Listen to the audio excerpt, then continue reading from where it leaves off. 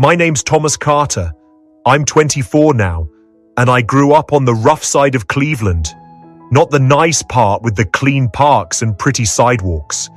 The other side, the one where every day felt like a fight to survive. My mom raised me and my little brother all on her own, because my dad died in an accident. Back then, my brother and I were just little kids. Since then, Mom has been taking care of both of us, worked really hard just to keep us fed and safe.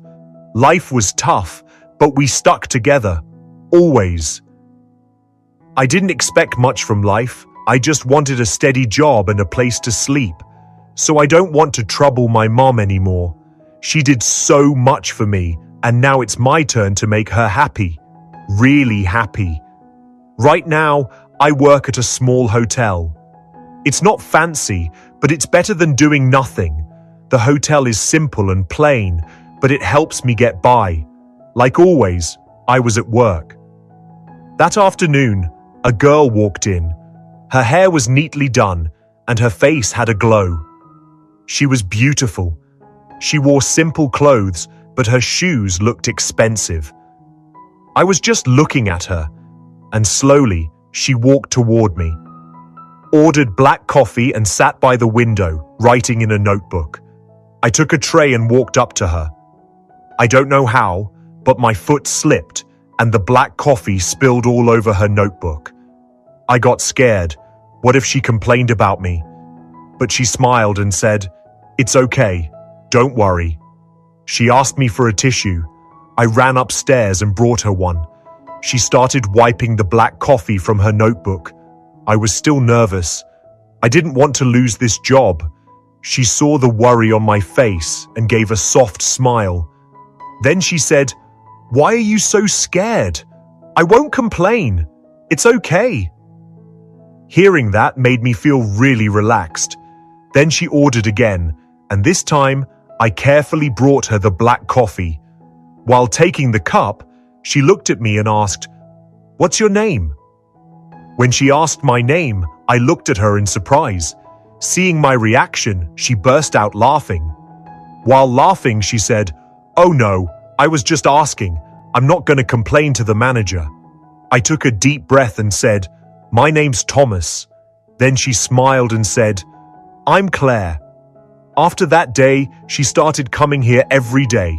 She always sat at the same table and ordered the same black coffee. Slowly, we started talking to each other. She asked me about my life. I asked her about hers. I told her everything about my family, my problems, my struggles, all of it. She told me that she's a student, studying life and people.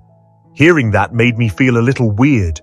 But now she was starting to understand me. I also felt really good talking to her.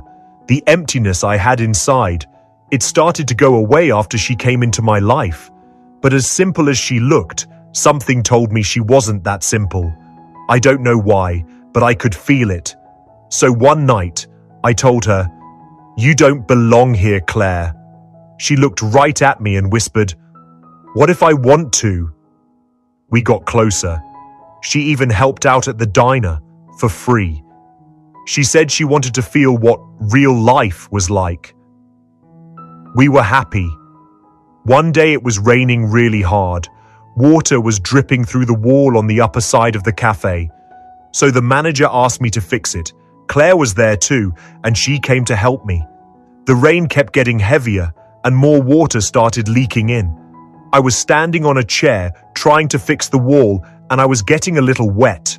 Then Claire said she wanted to fix it, that she wanted to learn how it's done. Even after I told her not to, she didn't listen. She stood on the chair and started fixing the wall herself. While doing it, she lost her balance. She was about to fall, but I caught her. We both slipped and fell on the floor, soaking wet. I was underneath, and she was on top of me. Her heart was racing, and she was looking at me with so much warmth. My heart was pounding too. I didn't know what to do. I couldn't even move. I felt frozen. Claire slowly closed her eyes, and then she kissed me. In that moment, it felt like we were in a different world.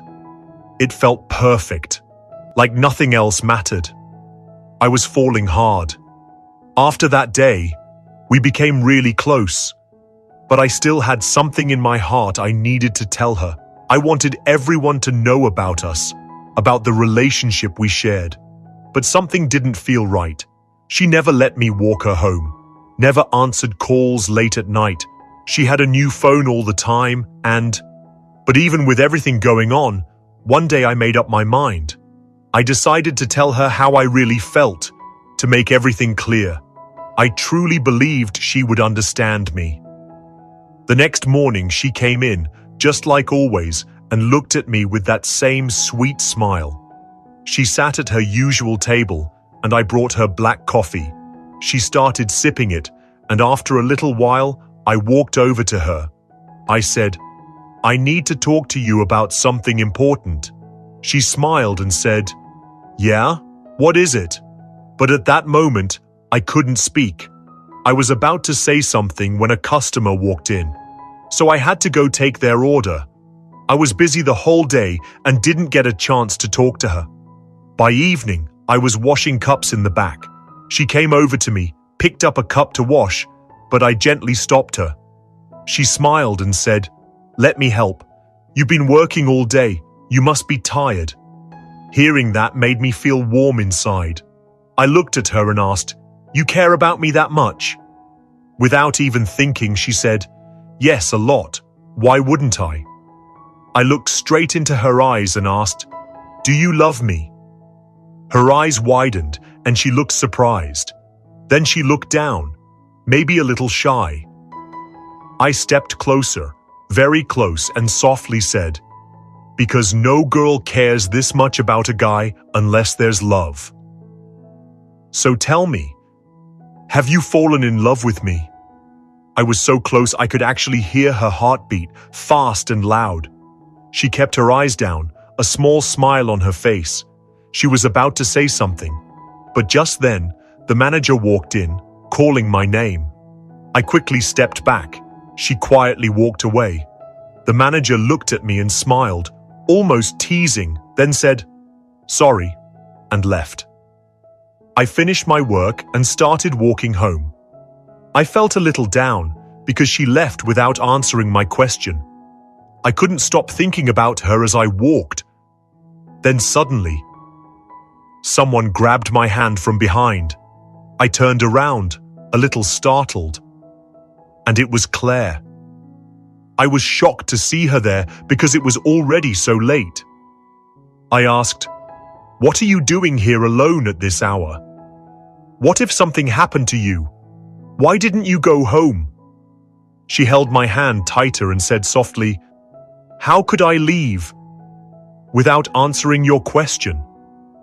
She smiled and said, "I love you just as much as you love me. I love being with you, working with you, laughing with you. When I'm around you, my heart feels calm and peaceful. This has never happened to me before." I felt so happy after hearing all that. What I had in my heart wasn't one-sided. She loved me just as much as I loved her. She hugged me tight, and it felt so good. We were both really happy. I knew I could never forget that moment. But just then, her phone rang. She looked at the screen and seemed a little scared. She said, "I should go now. I'll see you tomorrow. You get home safe, okay?" I offered to walk her home, but she said no. Then she left. That night, I couldn't stop thinking about her. I was too happy to fall asleep. The next morning, I got ready and even picked a flower for her. I waited for her. At the same time she always came. I kept looking at the door, but she didn't show up. I thought maybe she was stuck in traffic, so I got busy with my work. Morning turned into night, but she still didn't come. I started to worry. I called her, but her phone was switched off. My heart sank a little. Why wasn't she answering? Where did she go? Nothing felt right after that. She disappeared without warning. I searched for her, called, waited, even checked her college. They had no record of her. I felt crushed, like the girl I loved was never real. One day, I was working quietly, feeling low and sad. Just around the time she usually came, the door opened. I looked up quickly. My eyes went straight to the stairs. For a second I thought, maybe it was her, but it wasn't. It was another girl. My eyes dropped. My heart felt heavy again. The girl walked toward me and asked, "Are you Thomas?" I nodded, a little confused. "Yes," I said. Then she reached into her purse and pulled out her envelope. She held it out to me and said, "Claire asked me to give this to you." I took the envelope with shaky hands, my heart beating fast. She didn't say anything else. She just turned around and left. Inside was a letter and a plane ticket. The letter was from Claire, but she signed it Clara Whitmore. She was the daughter of a billionaire. She was not a poor girl, not just a student. She was rich and famous.